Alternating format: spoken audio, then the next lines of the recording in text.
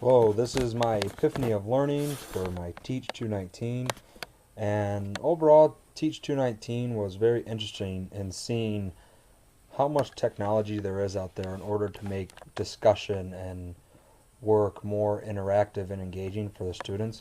And for that, my epiphany of learning this semester was just simply reading the Broadening the Lens of Literacy online textbook and how much great stuff there is in order to make students' learning a lot more fun and uh, knowledgeable for them to help learn different concepts.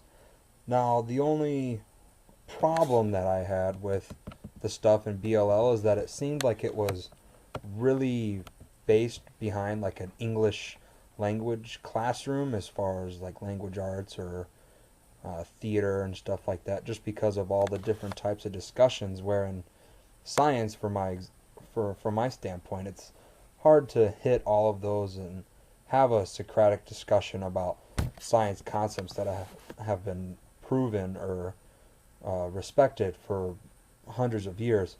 But it would be a good idea to use those type of discussions to find discourse in the students and show other students like how they learn the material and what works for them.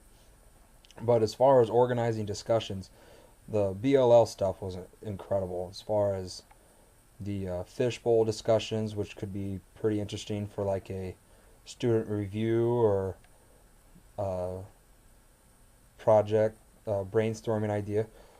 Um, and I really got a feel for it because the stuff that is used in BLL is pretty much the idea behind the UDL framework, where there's multiple means of representation and engagement, and how are they going to show it for the students. And that's why I really like the BLL, and I'm lucky that I'll be able to use that in my future classroom. And that's another thing about the future classroom.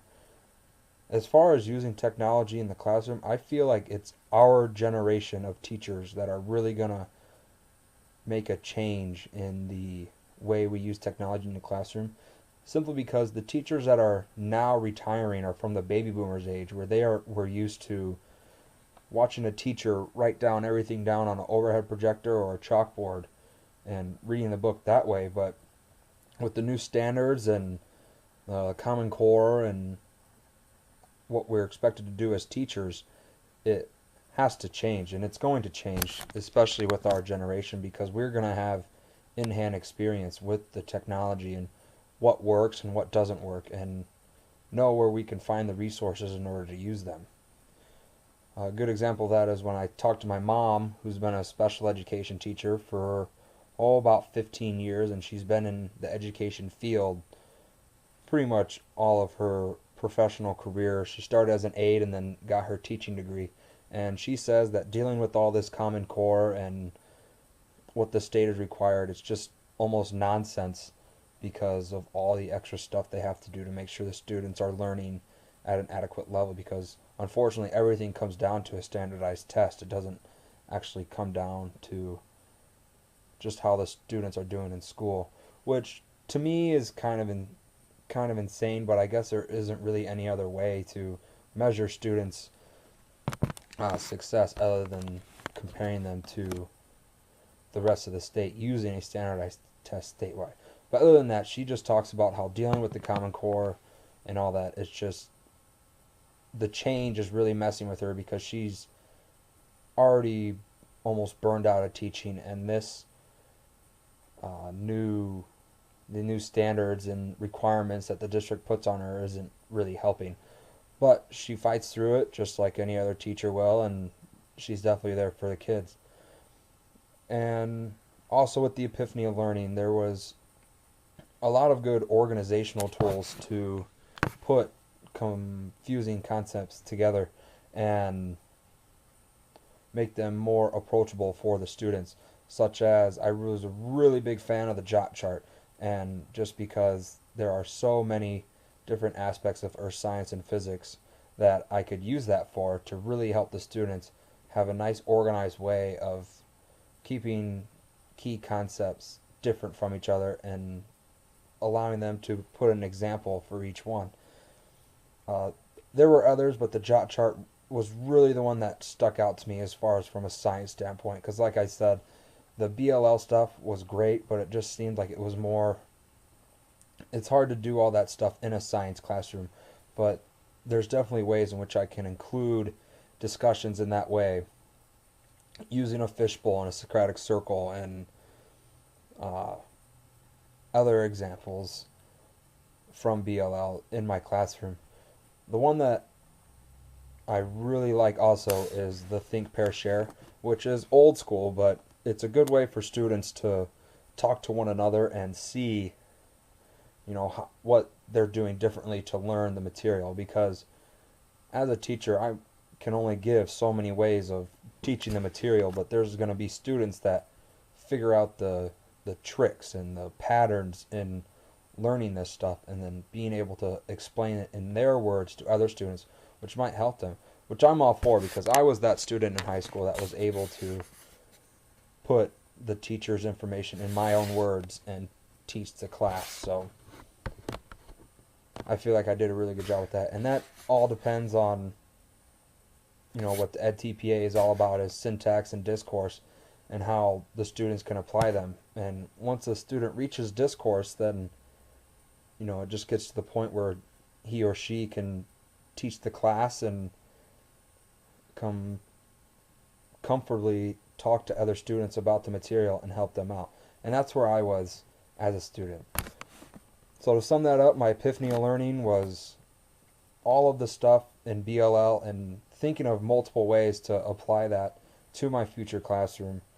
And my second epiphany of learning was the no point grading system, which the first day, I accepted it. I'm like, okay, and this is going to be interesting. It's going to be something new.